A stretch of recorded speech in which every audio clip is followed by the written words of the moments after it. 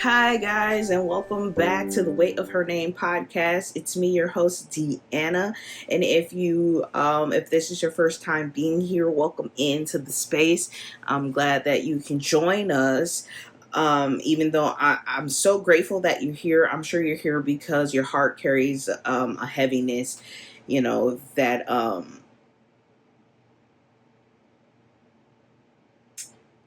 most people can't see. Today's episode is about something that we don't quite talk about enough, and that is how grief lives in the body, right? Because grief isn't just emotional; it's physical. It aches. It lingers in places words can't really reach, right? So today's episode, we are going to be talking about grief. Um, when I first lost Atticus, I honestly felt like my body was betraying me. Probably like a lot of you have felt. I felt that, what did I do wrong? What could I have done to prevent this? So on and so forth. When it comes to that kind of loss. But even if you've experienced loss after birth, you probably still felt like your body was betraying you, right? Um and sometimes you probably feel like you weren't in your own body. So, those are all kind of feelings that we don't necessarily get to talk about, or that people don't talk about. Grief isn't just sadness. It's a whole body experience. Our brains are trying to make sense of something that doesn't make sense, right? Our hearts are trying to keep beating when it feels like it shouldn't have to. Our brains is literally at war with our body, right? If you felt the exhaustion, the fog, the tension, you are not alone. Ways that grief can show up in the body, tightness in your chest, racing thoughts, constant inner monologue, slowness in reaction, constant sadness. These are just a few mental ways that grief can show up in the body. For me, I definitely experience most, if not all, of these symptoms. Um, so, it does exist. The whole physical part of grief, it does exist. So I'm going to bring up some of my bullet points here on my iPad, and I'm going to talk about some of the things that got me in a better headspace, in a better place. Things that just kind of took my mind off of the grief at times, or just helped me progress through my grief, right? So some of the things that you can do to ground yourself and hopefully not bring on a depression you cannot get out of. Some of the things I did was listen to music. Some of my favorite artists and songs were Losers by Post Malone. Now, don't get me wrong. I know a lot of this stuff is probably going to sound a little bit down in the dumps. But this is the kind of music that I personally listen to that helped me. I'm not saying this is something that will necessarily help you, but music is definitely a healer, right? So, Losers by Post Malone, You Are My Sunshine by Christina Perry, a bunch of NF songs. He is like my absolute top artist, number one, most favorite. Hope, Happy, Just Like You, I Miss the Days, and Only. Those songs were completely in my realm. They got me in a space. They helped me cry. They helped me process. They helped me realize. They helped me feel myself. So if you are a kind of person that kind of likes the music that I'm talking about, NF definitely did help me a lot. He talks a lot about mental health and his faith. So he's definitely just one of the people that that helped me through. If I could like reach out to him, or if I could just talk to him. And I know he says it all the time, how people tell him that, you know, if it wasn't for him, they wouldn't have done certain things. And it is absolutely true. And if you ever hear this, thank you, thank you, thank you. Over the past 6-7 years, you have helped me get through a lot of stuff, but like a lot. So, enough about that. A few other things that helped was therapy. Do not be afraid to go to therapy. Do not be afraid to talk about your problems with someone who don't know you. Therapy was a huge one for me. I started therapy prior to losing Atticus, but after losing Atticus, I needed a different type of therapy, a therapy to help me kind of get through my grief, help me answer questions about my grief, so on and so forth. So never be afraid to seek therapy in whatever situation you may be in. You could be one of the happiest go lucky people on earth, right? Granted, if that is you, I don't know if you necessarily be here, but even if that is who you were or who you are or who you're becoming, therapy, therapy, therapy, therapy. I cannot stress it enough. Seek therapy, talk to somebody, have somebody there who you can talk to, you know, whenever you might need. That always helps. It doesn't matter what situation you're in. I know a lot of people says bleh with therapy. Mental health is definitely something that we need to talk about more often in this world. It's something that we need to start seeking medical advice and things on like that. If you could go to the doctor because you have high blood pressure, or because you have high cholesterol, or just because you want to do a wellness check, that is the same thing goes for your brain and mental health. If you just need a wellness check, you never know. Seek therapy. It's great. And don't always go with the first therapist you may see.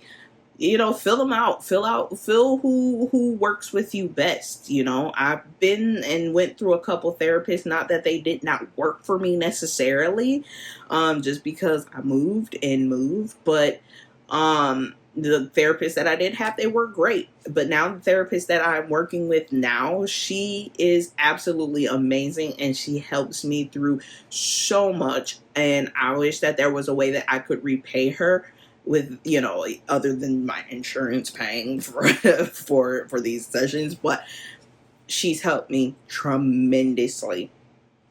So I thank her for all of that. Other things, child loss grief groups. I am also part of that. I shortly joined one after I lost Atticus because I just didn't know how to navigate grief. I did not necessarily. I've lost people in my life. However, I wasn't sure how grief worked for me at that point in my life. And eventually, after losing Atticus, I felt that I knew I wasn't heartless at this point because I had lost somebody so close to me. And I did not know how to navigate those feelings because I had never had those feelings before in my life. So, being able to talk with other parents on, you know, the loss of their children, whether that been infant loss or, you know, a loss through a childhood, adult years, teenage years. When you lose a child, you lose a child. It doesn't matter where and how and when you lost that child. We all have this sort of connection that brings us together where we're able to actually talk about it and be in a presence where we can grieve and cry together. That helps. So child loss grief groups in general. And it doesn't matter, mom, dad, brother, sister, there are sibling groups out there, grandparents, aunts, uncles, it doesn't matter. Everyone is allowed. If you've lost a child in your life, join these groups, seek help, seek therapy, talk. talk, talk, talk. That is the best advice I could give to somebody who's grieving. Talk it out. Lean into that grief. Okay. So those are a couple. Leaning into grief. And what does that mean? I'm going to read it here for my iPad for a little bit just because I memorized it. But when I say lean into your grief, go with your emotions. If you feel like you need to cry, let it out. If you need to yell it out. Go to the park and just if you need to. You know what I mean? We all grieve in different types of ways. If you're mad at God, is one somebody told me, if you're mad at God, that's okay. But he's still there. I don't know, maybe you don't believe in God, maybe you believe in a different God, maybe you believe in just, a higher power, whatever the case may be, whoever your God may be, whoever your higher power may be, or whatever, even if you don't believe in a higher power, whatever the case may be, if you're mad, it's okay to be mad. That is part of the grieving process. Now, however, that doesn't mean that you can go out there and just start, being angry at the entire world and taking your anger out on others. That is not what I mean when I say lean into your grief. Don't take your anger out on others, right? Because it's not their fault. Okay? It's not your fault. It's no one's fault, unless we're talking about, things like homicide or things like car accidents, so on and so forth. Yeah, then you might have somebody to be angry at, but honestly, that's different. Don't be angry at the world. The world didn't do it, right?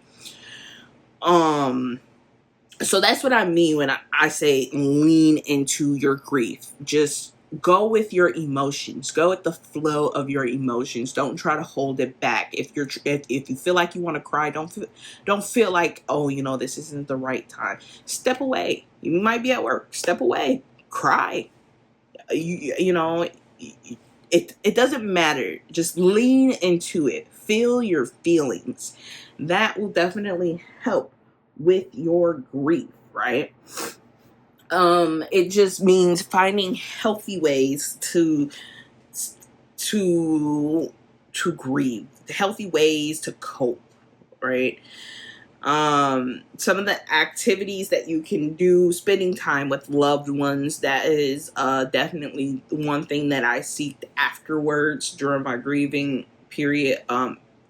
Me and my wife, and I do have a living child. We don't have a whole lot of family where we live. Actually, we don't really have family at all where we live. We have a very close friend that stays around here, but other than that, and other friends, of course, but other than that, we don't necessarily have family here. And so I seeked being with family, i.e. my mom, my stepdad, my grandparents, my in-laws, things like that. That's what I mean by family. And I craved that a lot when I was going through the grieving process. And I mean, I'm still going through the grieving process. However, when everything first started, I really just wanted to be around those people. Those are the people that make me feel good. So just be around people that make you feel good. Spending time with those who you care about and those that care about you is basically what that comes down to.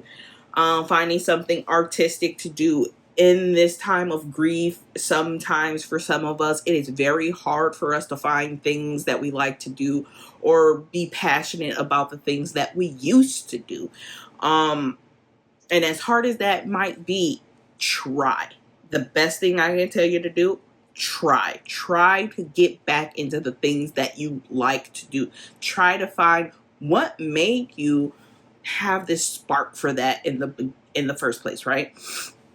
For me, photography, I really did. I stopped doing a lot of things. I started getting rid of things because it was like at that point in my life, it felt like, what is this stuff for? Right? What am I doing any of this for? What's the point of any of this?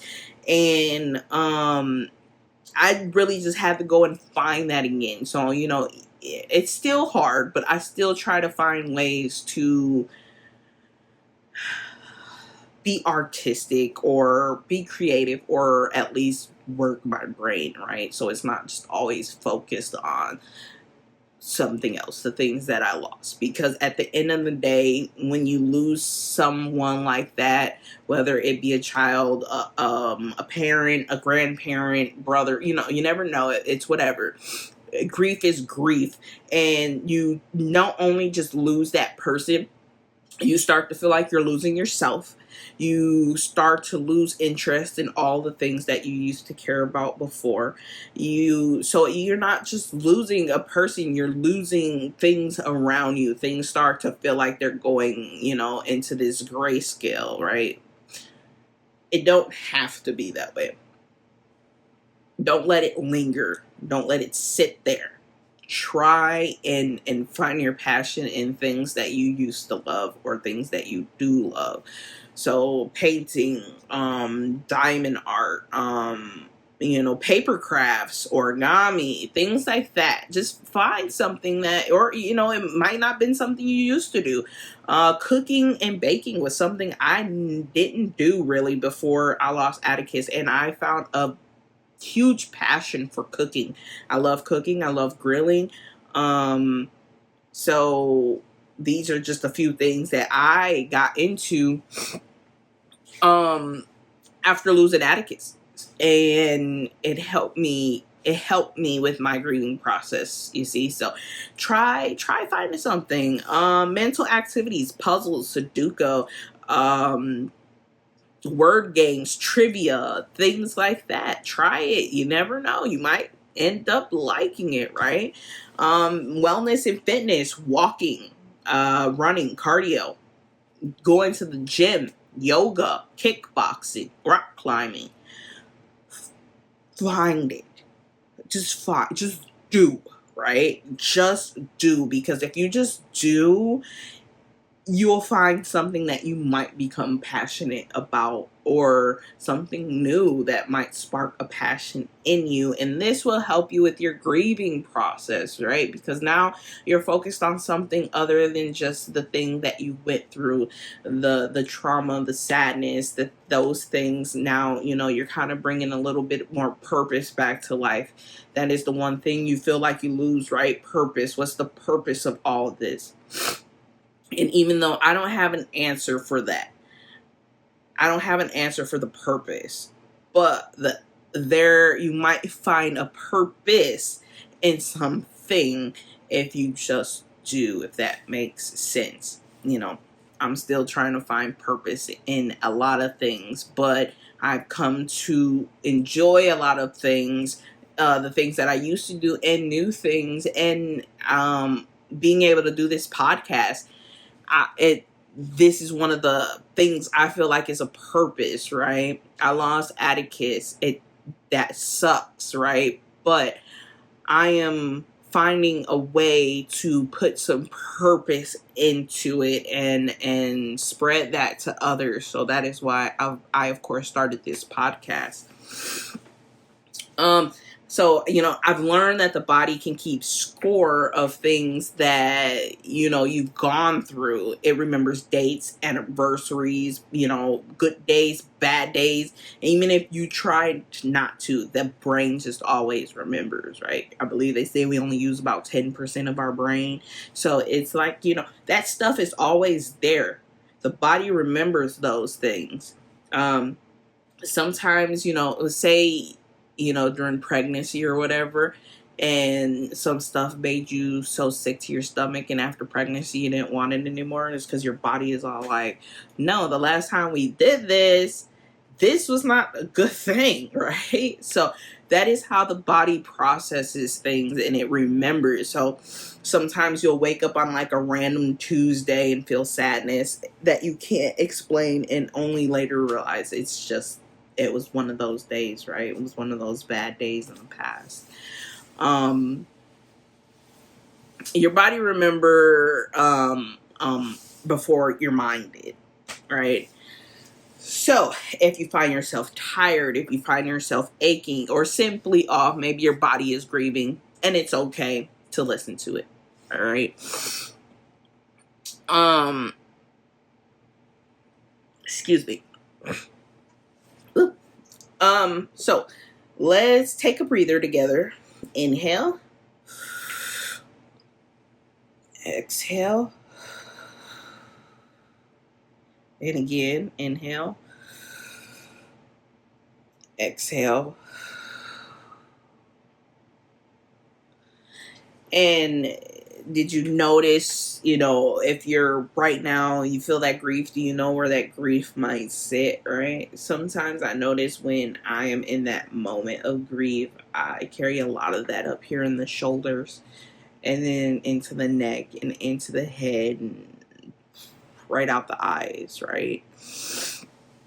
Here it all comes. It's all flowing. Okay, you don't have to push the grief out of your body. Just notice there's no need to fix it,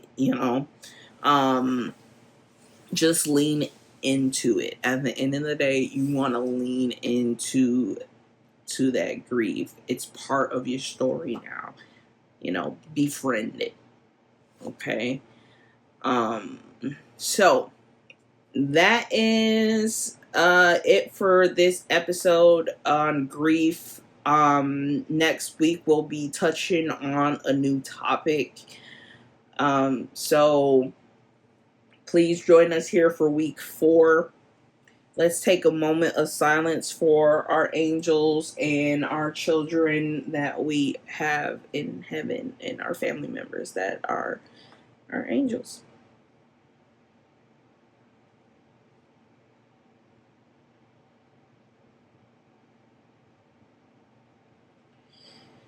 I want to thank you all for joining me here again today on another episode of the Way of Her Name podcast. I enjoy having you guys here. Always remember, like, comment, subscribe. Likes get us a long way. Comments get us a long way. If you've made it this far, you know what to do. Go ahead, drop those angel babies down in the comments section. And if you feel so compelled, please, please, please leave your story down in the comments. Let other people know how you dealt with your grief. The grieving symptoms that you experienced yourself. Is there anything new that you guys found that you like to do to help you with your grief? Remember, this is a space for all of us, not just me. This is a space for all of us to share. So please drop those stories down in the comments. Make sure you're sharing. We want to put this out there. We want people to be aware of infant loss and grief, especially because next week we're going to be talking about the things people said that helped and or hurt us. And that looks very different for a lot of people, right? So please join us next week for that. And if you have anything about what people might have said to you or so on and so forth that either hurt or made you feel better, drop those in the comments. I'm reading every single one. I might not reply to every single one, but I am reading every single one, and I would love to put that here on the show. So if you have anything that you would just love to get off your chest, talk about whatever, whether it's grieving or for next week's episode, please drop down below in the description box. We will have a link to the form that gets you to tell your story right here on the channel. That will be coming up very soon. So I thank you guys for joining me here again today, and I will be seeing you guys next week. Bye, guys.